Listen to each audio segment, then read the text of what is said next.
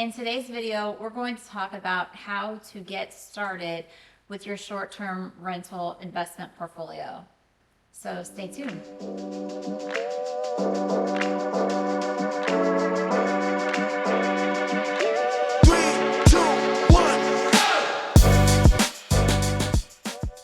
Sometimes it can feel overwhelming when you want to start your portfolio, but you have no money saved up and you're not sure where to begin. We have two suggestions. The first one is with regards to the actual money. Just start saving.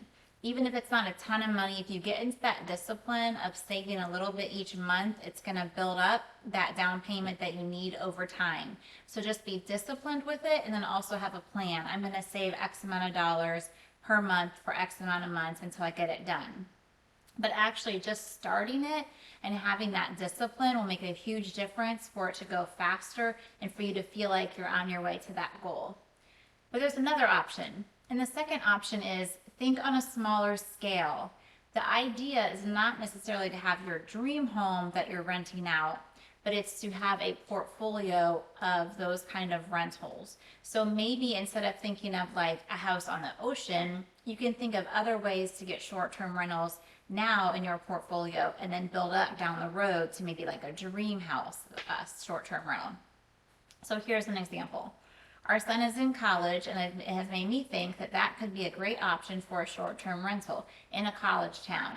The prices of the homes will probably be way less than certain markets that are very expensive vacation areas, and it can be used for other purposes. So if somebody's going there for a game or a graduation, touring the college campus for summer, maybe they're coming to visit their kid that's on campus. Any of those different reasons could be why someone would want a short-term rental in a college town, and the house price in that town could be way, way less than buying a house on the beach. Another example would be to find a rural area that has something to offer. So for example, we own 60 acres in West Virginia.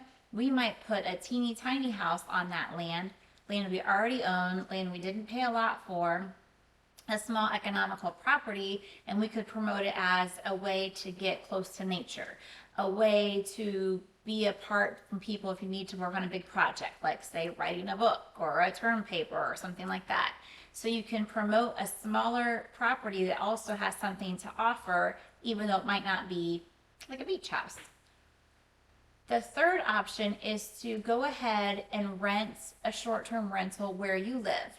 That can be a super economical space because you already own the property. So for example, when we were in Montana probably 4 or 5 years ago, we stayed in a 2-bedroom, awesome, basically condo, but it was actually a loft apartment above someone's garage. So it was actually a small lot in town. Their house was next to it, then the garage. They had this short-term rental above the garage.